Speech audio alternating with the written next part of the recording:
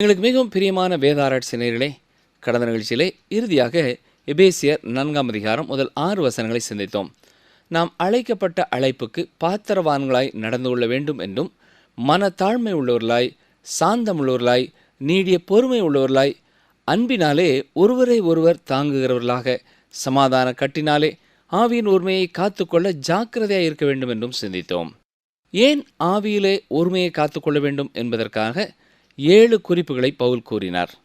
ஒரே நம்பிக்கைக்கு அழைக்கப்பட்டிருப்பதாலும், நாம் ஒரே சரீரமாய் இருப்பதனாலும், நமக்கு ஒரே ஆவி இருப்பதனாலும், ஒரே கர்த்தரும் ஒரே ஞானஸ்நானமும் இருப்பதனாலும், எல்லாருக்கும் ஒரே தேவனாய பிதா இருப்பதனாலும், நாம் சமாதான கட்டிலே ஒருமையை காத்துக்கொள்ள வேண்டியது முக்கியம் என்று சிந்தித்தோம். ஒரு விசுவாசியினுடைய நடக்கையை குறித்து பவுல் கூறிய பொழுது, முதலாவது தனியான ஒரு விசுவாசியினுடைய வாழ்க்கையிலே அவன் எப்படி இருக்க வேண்டும் என்று கூறினார். அதுதான் அந்த விசுவாசி மனத்தாழ்மை உள்ளவனாய் இருக்க வேண்டும். பின்னர் கிறிஸ்துவின் சரீரமாகிய திருச்சபையிலே ஒரு மனப்பாட்டோடு அவன் வாழ வேண்டும் என்றும் சிந்தித்தோம். எபேசியர் 4ஆம் அதிகாரம் 6ஆம் வசனத்தின் இறுதியிலே சொல்லும் பொழுது, அவர் எல்லார் மேலும் எல்லாரோடும் உங்கள் எல்லாருக்குள்ளும் இருக்கிறவர் என்று கூறியிருக்கிறார். அவர் சிருஷ்டிப்புகளுக்கெல்லாம் மேலானவர். அவர் தனது சிருஷ்டியை எந்த விதத்திலும் சார்ந்து வாழ்கிறவர் அல்ல. அவர் சுவாசிப்பதற்காக பிராணவாயு தேவை என்பதல்ல. சனிக்கிழமை தோறும் அவர் கடைக்கு போக வேண்டும் என்பதல்ல. அவர் எல்லாவற்றிற்கும் மேலானவர். அவர் எல்லாவற்றிற்கும் மேலானவர் மட்டுமல்ல, எல்லாரோடும் இருப்பவர், எல்லாருக்குள்ளும் இருப்பவர். அவர் இந்த உலகத்திலே இருக்கிறார். அவர் நம்மை குறிப்பிட்ட நோக்கத்தை நோக்கி முன் செல்ல செய்கிறவராயிருக்கிறார். நமது வாழ்க்கைக்கு ஒரு திட்டத்தையும் ஒரு அர்த்தத்தையும் வைத்திருக்கிறார். இது நமது வாழ்க்கைக்கு ஒரு அர்த்தத்தை கொடுக்கிறது. இதுவே நாம் வாழ நம்மை தகுதி உள்ளவர்கள் ஆக்குகிறது. நம்முடைய வாழ்க்கை அவ்வப்பொழுது சற்று சிக்கிக் கொள்வது போல தெரிகிறது. அதாவது, செய்கிற வேலையையே செய்து கொண்டு இருக்கிறோமே, ஒவ்வொரு நாள் விடியும் பொழுதும் இதே காரியத்தை தானும் நேற்றும் செய்தோம், இன்றைக்கும் செய்கிறோம் என்ற ஒரு நிலைமை இருக்கலாம். ஆனால் பிரியமான சகோதரனை சகோதரியே, நம் ஒவ்வொருவருடைய வாழ்க்கையிலேயும் தேவன் ஒரு திட்டம் வைத்திருக்கிறார், ஒரு நோக்கம் வைத்திருக்கிறார் என்பதை நாம் உணர்வோம் என்றால், இப்படிப்பட்ட எண்ணங்களுக்கு மேலாக நாம் வாழ முடியும். ஒவ்வொரு நாள் காலையிலேயும் இன்று கர்த்தர் எனக்கென்று ஒரு திட்டம் வைத்திருக்கிறார், இன்று நான் செய்து முடிக்க வேண்டிய காரியங்களை செய்து முடிக்க அவர் என்னை எதிர்பார்க்கிறார் என்பதை நான் உணர வேண்டும். அப்படி உணர்வேன் என்றால் ஒவ்வொரு நாளும் ஒரே வேலையை செய்து கொண்டிருந்தாலும் உள்ளத்தின் ஆழத்திலிருந்து நாம் அவரை பாடி துதிக்க முடியும். இதைத்தான் எபேசியர் 5ஆம் அதிகாரம் 19ஆம் வசனத்திலே பவுல் கூறியிருக்கிறார். அது வாயிலிருந்து வரும் பாடல் அல்ல, உள்ளத்தின் ஆழத்திலிருந்து வரும் பாடலாயிருக்கும். எபேசியர் 4ஆம் அதிகாரம் பெரிய இசைக்குழுவை நமக்கு நினைப்பூட்டுகிறது. நீங்கள் ஒரு இசை கச்சேரிக்கு சென்றிருப்பீர்கள் என்றால் நான் சொல்வதை நீங்கள் புரிந்து கொள்ள முடியும். ஒரு பெரிய இசைக்குழுவின் இசை நிகழ்ச்சி ஆரம்பமாகும் முன் எல்லா இசைக்கலைஞர்களும் தங்கள் தங்கள் இசைக்கருவிகளை கொண்டு வந்து வைக்க வேண்டிய இடத்திலே வைத்து, பொருத்த வேண்டிய உபகரணங்களை பொருத்தி அதை ஆயத்தம் செய்யும் பொழுது அந்த சத்தத்தை காது கொடுத்து கேட்க முடியாது. ஆனால் சில நிமிடங்களுக்கு பின்னர் இசை நிகழ்ச்சி ஆரம்பமாகும் பொழுது அதை ஒருங்கிணைத்து நடத்துபவர் நடத்தும் பொழுது அந்த இசை இசைக்கப்படுவது மிக அற்புதமான ஒன்றாயிருக்கும். ஏனென்றால் ஒவ்வொரு வினாடியிலும் ஒவ்வொரு இசைக்கருவியிலிருந்தும் சரியான நாதம் எழும்பும் பொழுது அத்தனையும் இணைந்து ஒரு உன்னதமான இசையை கொடுக்கக்கூடியதாயிருக்கிறது. இவ்வாறு நடப்பதற்கு காரணம் என்ன? அங்கே முன்னால் அந்த இசைக்குழுவை வழிநடத்தும் ஒருவர் நின்று யார் யார் எப்பொழுது எப்படி இசைக்க வேண்டும் என்பதை கூறிக்கொண்டிருக்கிறார். அதன்படி அவர்கள் செயல்படும் பொழுது அந்த இசை உன்னதமானதாகிறது. அதே போலத்தான் இந்த உலகத்திலேயும் ஒவ்வொருவரும் தங்கள் தங்கள் பணிகளை ஒவ்வொரு விதமாக செய்து கொண்டு இருக்கிறார்கள். தனியாக ஒவ்வொருவரும் தங்கள் இசைக்கருவிகளை மீட்டுகிறார்கள். தங்களுடைய சத்தமே அதிகமாக கேட்கப்பட வேண்டும் என்று அவர்கள் வாசிப்பது போல தெரிகிறது. ஒன்றோடொன்று இணைகிறதாக தெரியவில்லை. இந்த உலகத்தை இந்நாட்களிலே பார்க்கும் பொழுது நமக்கு நம் எதிர்காலத்தை குறித்து எந்த நம்பிக்கையும் இல்லாதவர்களாக இருக்கிறோம். ஆனால் நாள் ஒன்று வருகிறது, தேவனுடைய வலது பார்சத்திலிருந்து இந்த உலகத்தை நியாயம் தீர்க்கிறவர் வரப்போகிறார். அவர் ராஜாதி ராஜா என்றும் கர்த்தாதி கர்த்தா என்றும் அழைக்கப்பட்டிருக்கிறார். அவர் ஆணி பாய்ந்த கரங்களை உடையவர். அவர் வந்து எல்லாவற்றையும் தனது கட்டுப்பாட்டிற்குள்ளே கொண்டு வரும் பொழுது அத்தனையும் அற்புதமானதாய் மாறும். அவர் எல்லார் மேலும் எல்லாரோடும் எல்லாருக்குள்ளும் இருப்பதை அந்த நாளிலே மிக தெளிவாக காண முடியும். எனவே பிரியமானவர்களே, நீங்கள் ஆங்காங்கே இருந்து செய்து கொண்டிருக்கிற சிறிய சிறிய காரியங்களையும் உண்மையோடும் உத்தமத்தோடும் கர்த்தருக்கென்று செய்து கொண்டிருங்கள். உங்கள் திருச்சபை கர்த்தருக்கு சாட்சியாயிருக்கிறதா என்பதை கவனித்துக் கொள்ளுங்கள். ஒரு முறை ஆலயத்திற்கு வந்த ஒரு ஊழியரை அந்த போதகர் அந்த திருச்சபையிலே பயபக்தியாக காணப்பட்ட ஒரு குடும்பத்தோடு கூட அனுப்பி வைத்தார்கள். அந்த வீட்டிலே உணவுக்காக எல்லாரும் ஆயத்தமாய் உட்கார்ந்தார்கள். உணவு அருந்தும் முன் அங்கே வந்திருந்த ஊழியர் நாம் சேர்ந்து ஜெபிப்போம் என்று உணவிற்காக கர்த்தருக்கு நன்றி செலுத்தி ஜெபித்தார்கள். ஜெபித்து முடித்த பொழுது அங்கே இருந்த 3 வயது சிறுவன் சாப்பிடும் முன் அவர் என்ன செய்தார் என்று கேட்டானாம். இதிலிருந்து என்ன தெரிகிறது? உணவருந்தும் வேளையிலே உணவுக்காக கர்த்தருக்கு நன்றி செலுத்தும் பழக்கம் அந்த குடும்பத்தினருக்கு இல்லை என்பது தெரிய வந்தது. வெளியே பார்க்க மிக உன்னதமான பயபக்தியான குடும்பத்தைப் போல காணப்பட்டார்கள். ஆனால் அடிப்படையான நன்றி உணர்வு கூட இல்லாத ஒரு குடும்பமாய் இருந்திருக்கிறார்கள். ஒரு திருச்சபை விசுவாச வாழ்க்கையிலே இவ்வாறு குழந்தையாக இருக்கக்கூடாது. அது கர்த்தருக்குள்ளே வளர்ந்து நல்ல பழக்க வழக்கங்களை உடையதாக இருக்க வேண்டும். சிறு பிள்ளைகள் கூறும் சில காரியங்களை முதிர்ச்சி பெற்றவர்கள் கூறுகிறதில்லை. திருச்சபையும் குழந்தையாயிராமல் தேவனுடைய திருச்சபையிலே வளர்கிற ஒன்றாய் காணப்பட வேண்டும். எபேசியர் 4:7 கிறிஸ்துவனுடைய ஈவின் அளவுக்கு தக்கதாக நம்மில் அவனவனுக்கு கிருபை அளிக்கப்பட்டிருக்கிறது. தேவன் விசுவாசிகளுக்கு வரங்களை கொடுத்திருக்கிறார். இதை குறித்து ரோமர் 12 1 கொரிந்தியர் 12 14 விவரமாக நாம் படித்திருக்கிறோம்.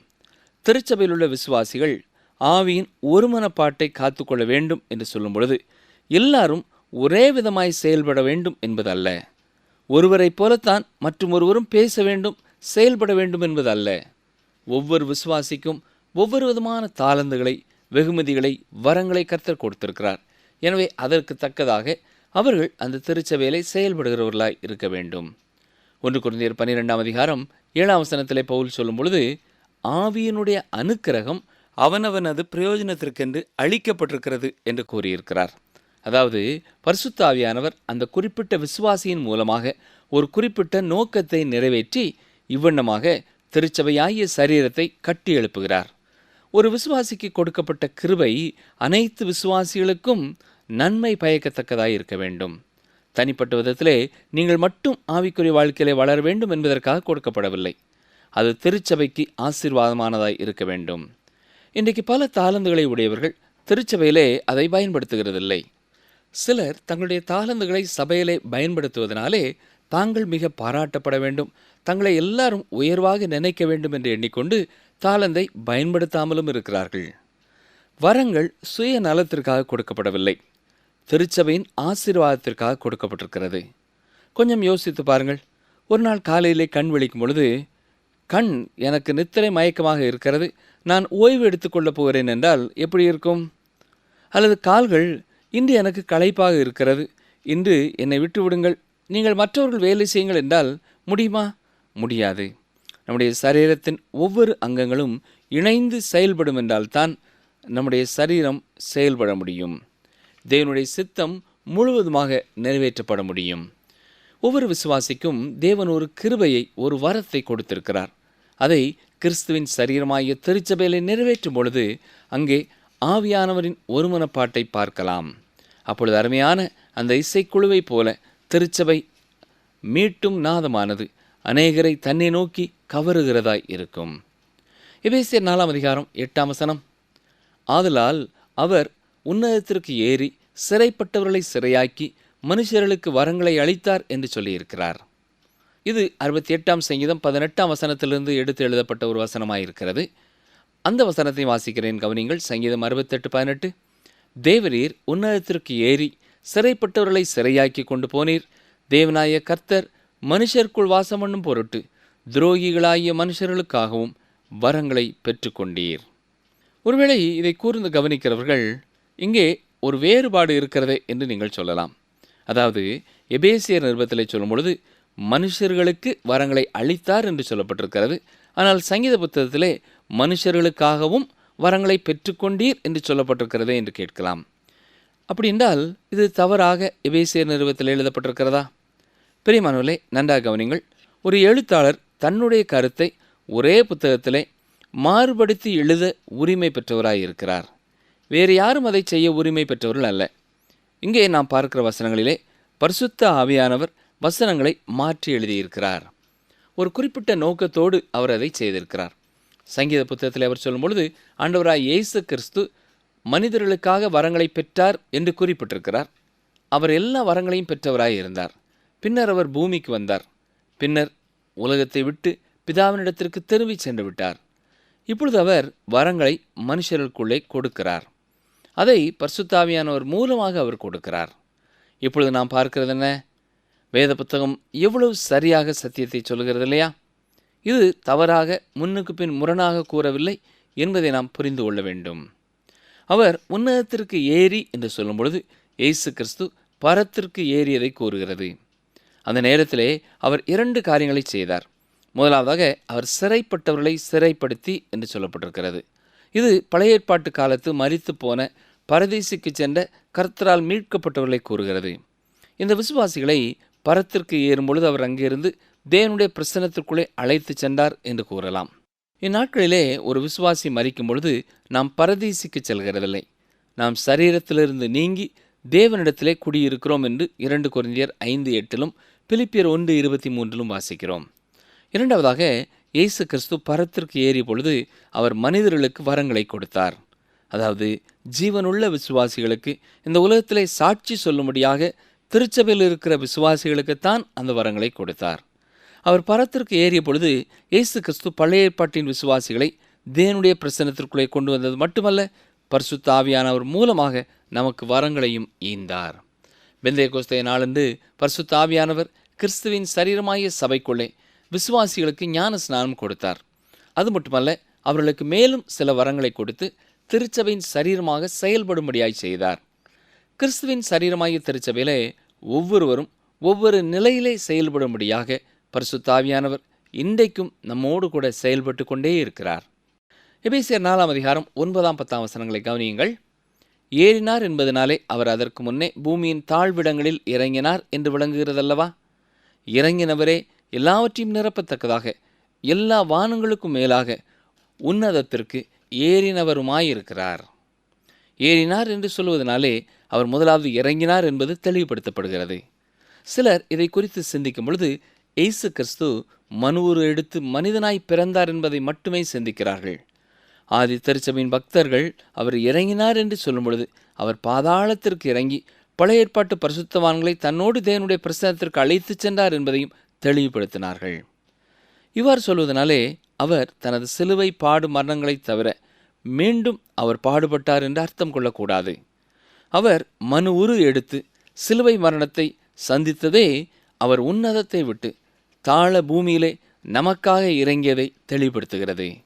இதுவே அவர் பழைய ஏற்பாட்டு பரிசுத்தவான்களையும் உன்னதத்திற்கு எடுத்துச் செல்ல போதுமானதாய் இருக்கிறது. எபேசியர் 4:11-13 வரை வாசிக்கிறேன்.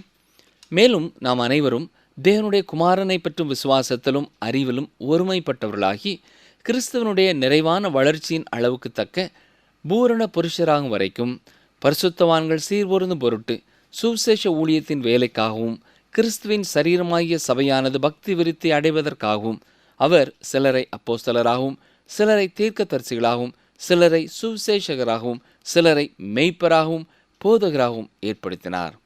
இந்த வசனம் கர்த்தர் சிலருக்கு கொடுத்த வரங்களை குறித்து சொல்லவில்லை. இங்கே அவர் சொல்ல விளைவது கிறிஸ்து சில மனிதர்களை எடுத்து அவர்களுக்கு சில வரங்களை கொடுத்து அவர்களை திருச்சபைக்கு கொடுத்திருக்கிறார் என்பதைத்தான் அழுத்தமாய் கூறியிருக்கிறார். 12ஆம் வசனத்தை ஒருமுறை கூட வாசிக்கிறேன். பரிசுத்தவான்கள் சீர்பொருந்தும் பொருட்டு சுவிசேஷ ஊழியத்தின் வேலைக்காகவும் கிறிஸ்துவின் சரீரமாகிய திருச்சபையானது பக்தி விருத்தி அடைவதற்காகவும் என்று கூறுகிறார். இவ்வாறு அவர் சிலரை இந்த பொறுப்புகளிலே ஏற்படுத்தி இருக்கிறார் என்று வாசிக்கிறோம். இந்த வரம் பெற்ற ஒவ்வொருவரும் திருச்சபையை ஒரு முதிர்ச்சிக்குள்ளே கொண்டு வர வேண்டியவர்களாய் இருக்கிறார்கள். வசனம் 11, மேலும் நாம் அனைவரும் தேவனுடைய குமாரனை பற்றும் விசுவாசத்திலும் அறிவிலும் ஒருமைப்பட்டவர்களாகி கிறிஸ்துவனுடைய நிறைவான வளர்ச்சியின் அளவுக்கு தக்க பூரண புருஷராகும் வரைக்கும். ஒருவேளை இது சுயநலமான ஒரு கூற்றை போல் இருந்தாலும் இதை நீங்கள் சரியாக புரிந்து கொள்வீர்கள் என்று நம்புகிறேன். இந்த உலகத்திலே திருச்சபையின் நோக்கம் என்ன? திருச்சபையில் உள்ள ஒவ்வொரு விசுவாசிகளும் திருச்சபையில் வளர்ச்சி பெற்று கொண்டே இருக்க வேண்டும். ஒரு விசுவாசி ஆவிக்குரிய வாழ்க்கையிலே வளர்ச்சி பெற்றுக்கொண்டு இருக்கிறவராய் இல்லை என்றால் அவர் ஆவிக்குரிய வாழ்க்கையிலே செத்து கொண்டு இருக்கிறார் என்று அர்த்தம். வளர்ச்சி பெறாத திருச்சபை ஜீவனுள்ள திருச்சபை அல்ல. திருச்சபை வளர்ச்சி அடைய கிறிஸ்துவே செயல்படுகிறவராயிருக்கிறார். சிலரை அப்போஸ்தலராக திருச்சபைக்கு கொடுத்திருக்கிறார். அப்போஸ்தலர்கள் என்று சொல்லும் பொழுது உயிர்த்தெழுந்த இயேசுவை கண்டவர்கள், நேரடியாக அவரால் ஊழியத்திற்கென்று அழைப்பை பெற்றவர்கள். பரிசுத்த அப்போஸ்தலனும் தான் இந்த அழைப்பை பெற்றிருக்கிறேன் என்பதை பல இடங்களிலே கூறியிருக்கிறார். கலாத்தியர் 1 அதிகாரம் 1 வசனத்திலேயும் 12 வசனத்திலேயும் இதை குறித்து நாம் பார்க்கலாம். இந்த அப்போஸ்தல ஊழியமானது இப்பொழுது யாருக்கும் கொடுக்கப்படுகிறதில்லை. சிலரை தீர்க்கதரிசிகளாக என்று கூறியிருக்கிறார். இது புதிய ஏற்பாட்டு தீர்க்கதரிசிகளை குறிக்கிறது. இதை குறித்து எபேசியர் 3 அதிகாரம் 5 வசனத்திலேயும் நாம் பார்க்கலாம். பரிசுத்த ஆவியினாலே உந்தி தள்ளப்பட்டவர்களாக தேவனால் பயன்படுத்தப்பட்டவர்கள்தான் இவர்கள். இவர்களை போதகர்களிலிருந்து வேறுபடுத்தலாம். 1 கொரிந்தியர் 12 அதிகாரம் 10 வசனத்தையும் வாசித்து பாருங்கள். இன்றைக்கு நம்மை சுற்றி அப்போஸ்தலர்களோ வேதம் கூறும் இந்த தீர்க்கதரிசிகளோ இல்லை. அந்நாட்களிலே இந்த பணிகளை செய்தவர்களும் திருச்சபையின் அங்கத்தினர்களாய் இருந்தார்கள். அவருடைய திருச்சபை இந்த உலகத்திலே மட்டும் வாழ்கிறதாக இல்லை. அந்த திருச்சபையின் ஒரு பகுதி பரலோகத்தில் அவரோடு இருக்கிறது. அவர்கள் நம்மோடு இருக்கிறார்கள். அப்போஸ்தலனாகிய பவுல் சரீரத்திலே காணப்படாவிட்டாலும் கிறிஸ்துவோடு அவர் இருக்கிறார். இப்பொழுது அவர் திருச்சபையின் அங்கமாய் இருக்கிறார். மேலும் சிலரை சுவிசேஷகராக ஏற்படுத்தியிருக்கிறார். இவர்கள் பயணம் செய்து நற்செய்தியை அறிவிக்கிறவர்கள். அப்போஸ்தலனாகிய பவுல் ஒரு சுவிசேஷகர். இந்த காலத்தில் இருக்கிற ஒரு சுவிசேஷகரை போல அல்ல. இந்த சுவிசேஷகர்கள் ஒரு இடத்திற்கு ஊழியத்திற்கு செல்லும் முன் ஒரு சிறு குழு அங்கே சென்று எந்த ஒரு காரியத்தையும் ஆயத்தப்படுத்தவில்லை.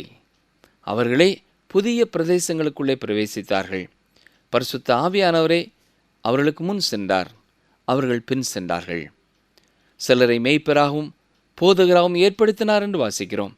இவர்கள் விசுவாசிகளை மேய்க்கிறவர்களாகவும் அந்த விசுவாசிகளுக்கு போதனை செய்கிறவர்களாயும் இருக்கிறவர்கள்.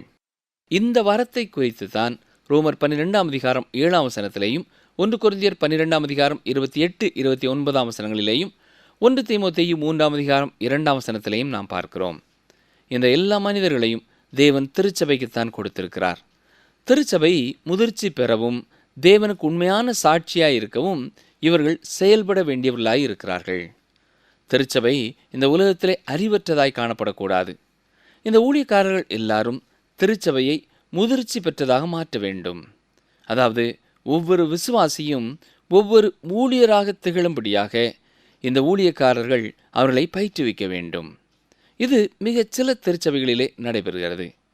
திருச்சபை சிறு சிறு ஐக்கியங்களாக வகுக்கப்பட்டு உதவி ஊழியர்களை கொண்டு அந்த விசுவாசிகள் ஒவ்வொருவருமே ஒரு சுவிசேஷ ஊழியக்காரராக தாங்கள் வசிக்கும் பகுதியிலே செயல்படும்படியாய் ஊக்கப்படுத்தப்படுகிறார்கள். இப்படிப்பட்ட திருச்சபைகளுக்காக நாம் கர்த்தருக்கு நன்றி செலுத்துவோமாக. இப்படி பணி செய்கிற போதகர்களுக்காக, மெய்ப்பர்களுக்காக கர்த்தரை துதிப்போமாக. போதகராக, மெய்ப்பராக ஏற்படுத்தப்பட்டிருக்கிற ஒவ்வொருவரும் இதை தங்களுடைய திருச்சபையை செய்ய வேண்டும் என்கிற தரிசனத்தை பெற்றவர்களாய் வாழ நாம் ஜெபிக்க கடமைப்பட்டிருக்கிறோம். என்னை கேட்டுக்கொண்டிருக்கிற அருமையான சகோதரனை, சகோதரியே, நீங்கள் நெருக்கமாக அறிந்திருக்கிற போதகராக, மெய்ப்பராக இருக்கிற ஊழியக்காரர்களிடத்திலே இந்த வசனங்களை சுட்டிக்காட்டி அவர்கள் திருச்சபையை முதிர்ச்சி பெறுவதற்கும் அந்த திருச்சபை உலகத்திலே சுவிசேஷ பணி செய்கிறதாய் காணப்படவும் அவருடைய பணி நிறைவாய் செய்யப்படுகிறதா என்பதை சிந்தித்து பார்க்க ஆலோசனை சொல்வது பயனுள்ளதாயிருக்கும். நீங்களே ஒரு முழு நேர ஊழியராக ஒரு திருச்சபைக்கு பொறுப்பாளராயிருப்பீர்கள் என்றால் உங்கள் திருச்சபையின் விசுவாசிகள் ஒவ்வொருவரும் மற்றவர்களுக்கு சுவிசேஷத்தை சொல்லி மற்றவர்களை கிறிஸ்துவண்டை வழிநடத்தக்கூடிய விசுவாசிகளாக இருக்கிறார்களா என்பதை எண்ணி பார்க்க வேண்டுகிறேன். அப்படி இல்லை என்றால் அதற்காக நீங்கள் என்ன செய்ய வேண்டுமோ அதை கர்த்தரிடத்திலே கற்றுக்கொண்டு அதை குறித்த பாரம் உள்ளவர்களாக, கரிசனை உள்ளவர்களாக அதற்காக செயல்படுங்கள். கர்த்தர் நிச்சயம் உங்களுக்கும் உதவி செய்வார். ஒருவேளை இப்படிப்பட்ட எண்ணம் உள்ளவர்களாக ஊழியத்தை செய்ய முடியாமல் உலகத்தின் காரியங்கள் உங்களை பல்வேறு திசைகளிலே இழுத்து கொண்டிருக்கும் என்றால் அந்த கயிறுகள் எல்லாவற்றையும் அறுத்து விட்டு ஆண்டவர் எதற்காக திருச்சபையிலே உங்களை ஊழியக்காரராக வைத்தாரோ அதற்கு உங்கள் நேரத்தையும் உங்கள் பலனையும் அர்ப்பணிப்பீர்கள் என்றால் உங்கள் மூலமாகவும் உங்கள் திருச்சபையின் மூலமாகவும் ஆண்டுடைய நாமும் மகிமைப்படும். ஜெபிப்போமா. கிருபை நிறைந்த நல்ல ஆண்டவரே, இன்றைக்கும் திருச்சபையை நீர் என்ன நோக்கத்தோடு ஏற்படுத்தினீர் என்பதை நாங்கள் புரிந்து கொள்ள எங்களுக்கு உதவி செய்தீர். உமக்கு நன்றி செலுத்துகிறோம். திருச்சபையிலே விசுவாசிகளுக்கு கொடுக்கப்பட்டிருக்கிற வரங்களின் மூலமாக திருச்சபை முதலாவது முதிர்ச்சிக்குள் வளர கிருபை தாரும். திருச்சபைக்கென்று கொடுக்கப்பட்டிருக்கிற ஊழியக்காரர்கள் தங்கள் திருச்சபையை இந்த உலகத்திலே ஒரு உன்னத சாட்சியாய் மாற்றத்தக்கதாக விசுவாசிகளை ஏற்ற விதமாய் வழிநடத்தும் கிருபைகளை பெற்றுக்கொள்ள உதவி செய்யும். இந்த நேரத்திலே இதை குறித்து ஆழமாய் சிந்திக்கிற, கருத்தாய் யோசிக்கிற ஒவ்வொருவரோடும் தொடர்ந்து நீர் பேசும். நித்தியமான விளைவுகளை இந்த அருமையான ஊழியக்காரர்களுடைய திருச்சபை மூலமாயும் இந்த உலகத்திலே நீரே நிறைவேற்ற வேண்டும் என்று கேட்கிறோம். இயேசு கிறிஸ்துவின் நாமத்தினாலே வேண்டிக் கொள்கிறோம் பிதாவே. ஆமேன்.